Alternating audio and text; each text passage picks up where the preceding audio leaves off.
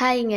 இந்த வீடியோ போன வருஷம் அதாவது 2023 டிசம்பர் 7 எடுத்ததுங்க. என்ன ஒரு முக்கியமான நாள்னா, இன்றைக்கி தான் நான் பிஸ்னஸ் ஃபஸ்ட் ஸ்டார்ட் பண்ண டே. இன்றைக்கியோட 1 இயர் ஆனிவர்சரி வந்து நான் செலிப்ரேட் பண்ணியிருக்கேங்க. ரொம்பவே ஹாப்பியாக இருக்குது. இதில் நிறைய ஸ்ட்ரகிள் இருந்துச்சு, லாபமும் இருந்துச்சு, நஷ்டமும் இருந்துச்சு. ரெண்டுமே வந்து பேர் பண்ணி எப்படி வந்தேன்னு சொல்லிட்டு இந்த வீடியோவில் பார்க்கலாம். ஃபஸ்ட்டு பிஸ்னஸ் ஸ்டார்ட் பண்ணும்போது ரொம்பவே பயமாக இருந்துச்சு. பண்ண முடியுமா அப்படின்னு சொல்லிட்டு 23 வயசில் பிஸ்னஸ் ஸ்டார்ட் பண்ணேன். ஓகே, பார்க்கலாங்களா அதை பற்றி? ஃபஸ்ட்டு வந்து ரெசின் ஆட் பண்ண ஆரம்பித்தேங்க. ரெசின் ஆட் பண்ணுறதுலேருந்து வந்து எனக்கு ஓரளவுக்கு ப்ராஃபிட் வந்து வர ஆரம்பிச்சிச்சு. அப்புறம் வந்து தெரிஞ்சிச்சு ரெசினுக்கு வந்து நிறைய டிமாண்ட் இருக்குதுன்னு சொல்லிட்டு ரெசின் வந்து சேல் பண்ண ஆரம்பித்தேன்.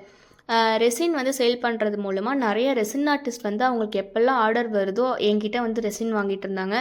நல்ல குவாலிட்டியான ரெசினை ரேட்டு கம்மியாக வந்து சப்ளை பண்ண ஆரம்பித்தேன்.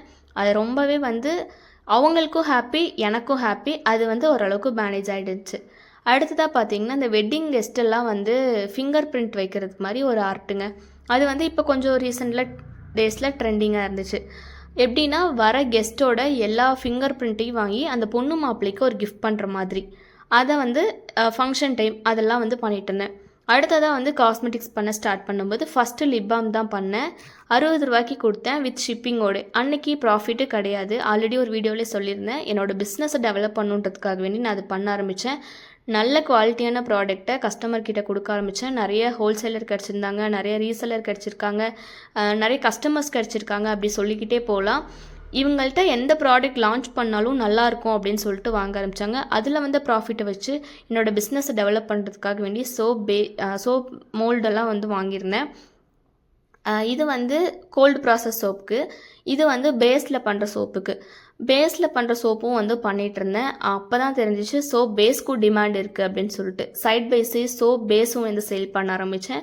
எல்லா ப்ராடக்ட்டுமே ரேட்டு கம்மியாக இருந்தாலும் ரொம்ப குவாலிட்டியாக இருக்கணும் அப்படின்றது வந்து ஒரு மைண்டில் வச்சுருந்தேன். ஸோ அதுக்கு தகுந்த மாதிரி நான் இது பண்ணேன். எனக்கு ப்ராஃபிட் வந்து கம்மியாக இருந்தாலும் பரவாயில்ல, நல்ல பொருள் கஸ்டமர்கிட்ட கொண்டு போய் சேர்க்கணும் அப்படின்னு நினச்சி நான் பண்ணதில் என்னோட இந்த ஒரு வருஷம் ஜேர்னி வந்து முடிஞ்சிருக்கு. எப்படி இருக்குன்னு பாருங்கள். பார்த்துட்டு மறக்காமல் கமெண்ட் பண்ணுங்கள். அண்ட் என்கிட்ட வாங்கியிருந்த கஸ்டமரும் சரி, அவங்களோட ரிவ்யூஸ் எல்லாமே ஆட் பண்ணியிருக்காங்க.